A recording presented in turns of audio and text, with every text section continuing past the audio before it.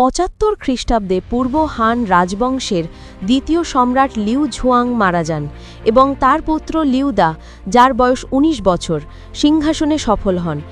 সম্রাট হান জাং নামে ইতিহাসে একজন ভদ্র চেহারার তরুণী পরিচিত সম্রাট, যিনি তার পিতৃপুরুষদের দ্বারা পরিশ্রমের সাথে পরিচালিত একটি বিশাল সাম্রাজ্য দখল করেছিলেন এবং তার দাদা ছিলেন পূর্ব হান রাজবংশের বিখ্যাত প্রতিষ্ঠাতা সম্রাট লিউ জিউ। এই ভিত্তিতে হানের নিকটবর্তী সম্রাট মিং বহুবার জিয়াংনুতে সৈন্য প্রেরণ করেছিলেন।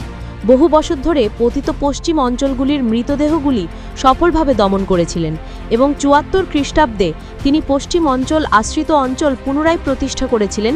গেংগংকে উজি কর্নেল হিসাবে নিয়োগ করেছিলেন এবং জিনপু শহরে অবস্থানরত ১০০০ সৈন্যকে নেতৃত্ব দিয়েছিলেন। যাই হোক, এই সময়ে পশ্চিম অঞ্চলের পরিস্থিতি এখনও জটিল ছিল এবং যদিও উত্তর জিয়াংনু বাহিনী কঠোরভাবে আঘাত পেয়েছিল, তারা এখনও মারা যায়নি। পূর্ব এবং পশ্চিমকে সংযুক্ত করার কৌশলগত পয়েন্ট হিসাবে গিম্পো সিটি স্বাভাবিকভাবেই হান ভাইদের মধ্যে প্রতিযোগিতার কেন্দ্রবিন্দুতে পরিণত হয়েছে। হানের সম্রাট মিংয়ের মৃত্যুর মাত্র ১ বছর আগে উত্তর জিয়াংনু পূর্ব হান রাজবংশের সিংহাসন হস্তান্তরের সুযোগ নিয়ে দ্রুত ২০,০০০ সৈন্য জড়ো করে এবং পূর্ব হান রাজবংশের পশ্চিম অঞ্চল সু কিংডম চেশিতে আক্রমণ করেছিল এবং চেশির রাজা আন্দে দিজিন ভয় পেয়েছিলেন। হান রাজবংশের ক্যাপ্টেন গেংগংয়ের কাছ থেকে জরুরি ভিত্তিতে সাহায্য চেয়েছিলেন।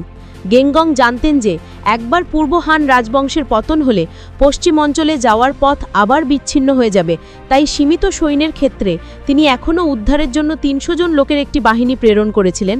তবে প্রেরিত হান সেনাবাহিনী পথে হুনদের দ্বারা আক্রমণ করা হয়েছিল এবং অবশেষে সংখ্যার কারণে পুরো সেনাবাহিনী নিশ্চিহ্ন হয়ে গিয়েছিল এবং এমনকি চেশির রাজা আন্দেও যুদ্ধে নিহত হন এবং চেশি হুনদের হাতে পড়েন। নির্ধারিত লক্ষ্যটি সম্পন্ন করার পরে জিয়াংনু সেনাবাহিনী তৎক্ষণাৎ তার সৈন্যদের ঘুরিয়ে দেয় এবং গিম্পো সিটির দিকে আঙুল তোলে, যেখানে গেংগং অবস্থান করেছিলেন। পশ্চিমাঞ্চলের বাণিজ্য রুটের একটি সাধারণ পোস্ট স্টেশন হিসাবে গিম্পো সিটিতে নিম্ন প্রাচীর এবং দুর্বল প্রতিরক্ষা রয়েছে এবং শহরের ডিফেন্ডাররা শত শত লোককে বরাদ্দ করেছে। এই সময়ে শহরের প্রাচীরের বাইরে জিয়াংনু সৈন্যরা পুরো পাহাড় জুড়ে জড়ো হয়েছিল এবং সংকটময় মুহূর্তে গেংগং ৯০ শতজনেস পামিয়ানে আরোহণ করেন। তিনি জিয়াংনুর ভূত এবং দেবতাদের ভয়ের সুযোগ নিয়েছিলেন, একটি বর্ষা এবং ক্রস ধনুক ধরে শত্রুদের উপর চিৎকার করেছিলেন। হান ঐশ্বরিক তলোয়ারের অবশ্যই উদ্দেশ্য থাকতে হবে জিয়াংনু সেনাবাহিনীর হৃদয় নাড়ানোর চেষ্টায়, কিন্তু জিয়াংনু সেনাবাহিনী পিছু হটেনি, বরং চিৎকার করে অবরোধ বাড়ালো। সংকটময় মুহূর্তে হান সেনাবাহিনী শত্রুদের উপর বৃষ্টির ফটার মতো বিষ দখল করা তলোয়ারধারীদের গুলি করে এবং হুনদের গুলি করার পরে তাদের ক্ষতগুলি আঘাত করতে শুরু করে এবং তারা চিৎকার করে। এই সময়ে গেংগং অবৈধ মানসিক সাহস দেখিয়েছিলেন। তিনি জিয়াংনুর বিশৃঙ্খলার দুর্দান্ত যোদ্ধাকে ধরে নিয়েছিলেন এবং তাড়াহুড়ো করে শত সৈন্য দিয়ে শোক্রকে হত্যা করেছিলেন এবং হুনরা ইতিমধ্যে বিষাক্ত তীরের নিচে ছিল এবং তাদের তৎক্ষণাৎ হান সেনাবাহিনী কোনো প্রতিরক্ষা ছাড়াই টুকরো টুকরো করে দেয় এবং পলাতকরা এক মুহূর্তের মধ্যে হান সেনাবাহিনীর দ্বারা বিব্রত হয়েছিল। এই অর্থে গেংগং শত সৈন্য নিয়ে ২০,০০০ জিয়াংনু সেনাবাহিনীকে প্রতিহত করেছিলেন, যা হান সেনাবাহিনীর সামরিক শক্তিকে ব্যাপকভাবে বাড়িয়ে তুলেছিল এবং পশ্চিম অঞ্চলের নড়বড়ে প্রবণতাকে সাময়িকভাবে স্থিতিশীল করেছিল। যাই হোক, গেংগং খুব শান্ত ছিলেন এবং ভয় পেয়েছিলেন যে তিনি জানতেন যে গিম্পো চিটি উন্মুক্ত এবং কার্যকর প্রাকৃতিক বাধার অভাব রয়েছে। এই অর্থে এটি আবার হুনদের দ্বারা অবরুদ্ধ হয়েছে। দীর্ঘ সময় ধরে রাখার জন্য জীবন এবং মৃত্যুর চিন্তাভাবনার পরে তিনি তার সৈন্যদের সুলে সিটিতে যাওয়ার জন্য নেতৃত্ব দেওয়ার সিদ্ধান্ত নিয়েছিলেন, একটি সামরিক দুর্গ যেখানে সাম্রাজ্যিক বিপজ্জনক সেনাবাহিনী দক্ষিণে আক্রমণ করেছিল এবং শহরটিকে রক্ষা করার জন্য আরও নৃশংস যুদ্ধ শুরু হয়েছিল। এবং নিশ্চিতভাবেই কয়েক মাস করে জিয়াংনুকে পরাজিত করতে অনিচ্ছুকরা ফিরে আসে এবং সুলে সিটি অবরোধ করার জন্য ১০০০ সৈন্য জড়ো করে। সুলে সিটির বিপন্নজনক সাম্রাজ্যিক এবং দৃঢ় যুদ্ধ করার মনোভাবের উপর নির্ভর করে ধনুক এবং তীর এবং রোলিং পাথরের মতো অন্যান্য কৌশল ব্যবহার করে শত্রুর আক্রমণ প্রতিহত করার জন্য। এই প্রতিহত করার সাথে জিয়াংনু অকার্যকরভাবে আক্রমণ করার যথাসাধ্য চেষ্টা করেছিল, তাই তারা শহরের বাইরে নদী কেটে ফেলতে শুরু করে, হান সেনাবাহিনীকে আত্মসমর্পণ করতে বাধ্য করার বৃথা প্রচেষ্টায়। গেংগং জানতেন যে শহর রক্ষার মূল চাবিকাঠি হল জল এবং যদি জলের ঘাটতি দেখা যায় তাহলে সেনাবাহিনী বিশৃঙ্খল হয়ে পড়বে, তাই তিনি তৎক্ষণাৎ সৈন্যদের নদী মরিয়াভাবে কুয়ে খনতে নিযুক্ত করেছিলেন জলের সংকট দূর করার আশায়। কিন্তু যদিও সবাই বৃষ্টির মতো ঘাম ঝরি কুয়েটে খুঁড়ে 15টি মৃতদেহ খুঁজেছিল, তবু জলের কোনো চিহ্ন ছিল না।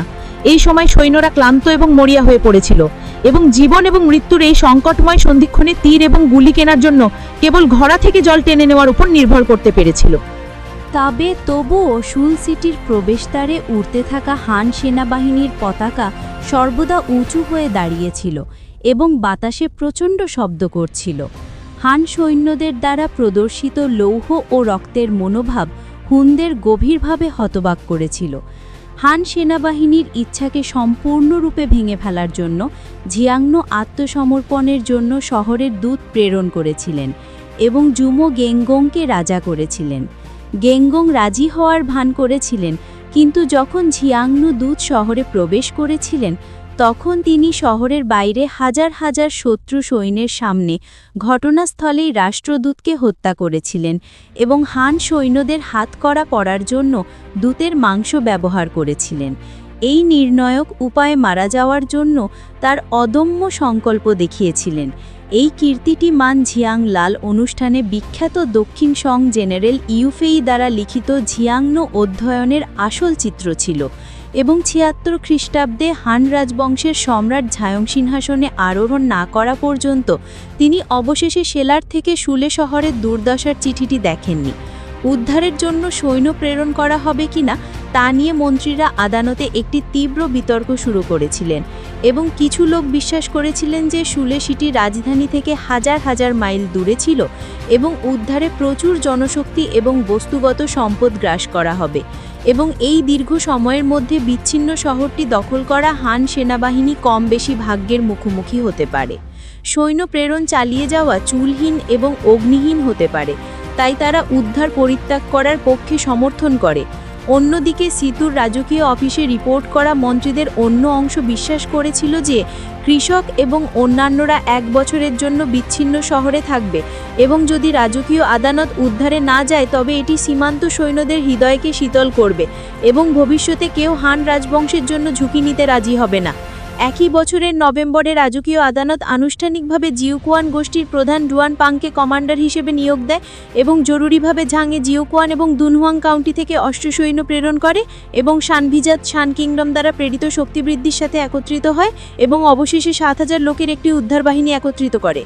এই সময় তারা জিয়ংনো এবং চেশি সেনাবাহিনী দ্বারা বিছিয়ে দেওয়া হানিহার অনুমান করা হয়েছিল। সৈন্যবাহিনীর দীর্ঘ দূরত্ব দৌড়ানোর জন্য অপেক্ষা করেছিল এবং ক্লান্ত হয়ে পড়েছিল এবং হান সেনাবাহিনীকে এক ধাক্কায় প্রতিহত করেছিল। তবে জিয়াংনো জোট সেনাবাহিনী হান সেনাবাহিনীর শক্তিকে গুরুতরভাবে অবমূল্যায়ন করেছিল এবং এই সীমান্ত সৈন্যরা দীর্ঘদিন ধরে যুদ্ধক্ষেত্রে ছিল। অগণিত যুদ্ধের পরে কেবল শৃঙ্খলাবদ্ধ নয়, তবে সজ্জিত তলোয়ারগুলি অত্যন্ত তীক্ষ্ণ ছিল এবং যুদ্ধ শুরু হওয়ার পরে হান সেনাবাহিনী রামধনুর মতো ছিল এবং দ্রুত আক্রমণ ক্রমাগত চালু করা হয়েছিল এবং হান সেনাবাহিনীর ক্রমাগত প্রভাবের অধীনে জোট সেনাবাহিনী দ্বারা কঠোর পরিশ্রমে পরিচালিত প্রতিরক্ষা লাইনটি দ্রুত ভেঙে পড়ে এবং হান সেনাবাহিনী এই যুদ্ধে একটি দুর্দান্ত বিজয় অর্জন করে ৩,৮০০ শত্রু সৈন্যের শিরশ্ছেদ করে। হান সেনাবাহিনীর শক্তিশালী শক্তি দেখার পরে পশ্চিমাঞ্চলে সেই ছোট দেশগুলি যারা মূলত এই পরিস্থিতিতে হান রাজবংশের প্রতি তাদের আনুগত্য দেখানোর জন্য লয়ংয়ে দূত প্রেরণ করেছিল এবং পশ্চিমাঞ্চলের অশান্ত প্যাটার্নের সাথে নিজেকে সংযুক্ত করার অনুরোধ করেছিল এইভাবে পুনর্গঠনের সুযোগ পেয়ে। তবে এই সময় সবাই জানত যে পুরো উদ্ধার অভিযানটি কেবল অর্ধেক পথে শেষ হয়েছিল এবং জিংগংয়ের দখলে থাকা শুলে শহরটিকে ৪,০০০ মিটারেরও বেশি উচ্চতায় তিয়ানশান পর্বতমালা অতিক্রম করতে হয়েছিল।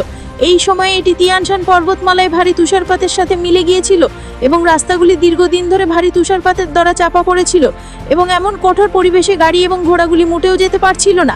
এই সময় বেশিরভাগ জেনারেলরা বিশ্বাস করেছিলেন যে রাস্তাটি দীর্ঘ এবং দুরাজোয়ানের দ্বারা অবরুদ্ধ ছিল এবং সফল উদ্ধারের আশা খুব ক্ষীণ ছিল, তাই তারা তাৎক্ষণিকভাবে যাওয়ার পক্ষে ছিলেন না। ঠিক যখন সবাই দ্বিধাগ্রস্ত ছিল ঠিক এই সময় গেংগংয়ের পুরানো অধস্তন ফানজিয়াং এগিয়ে এসেছিলেন। তার প্রাক্তন সহযোদ্ধাদের সুরক্ষা নিয়ে উদ্বিগ্ন হওয়ার ভয় এবং উদ্ধারের বিষয়ে তার বিশ্বাস অত্যন্ত দৃঢ় ছিল এবং তিনি দলকে উদ্ধারের দিকে নিয়ে যাওয়ার জন্য অনুরোধ করার উদ্যোগ নিয়েছিলেন। ঠিক এই সময় গেংগংয়ের পুরানো অধস্তন ফানজিয়াং এগিয়ে এসেছিলেন।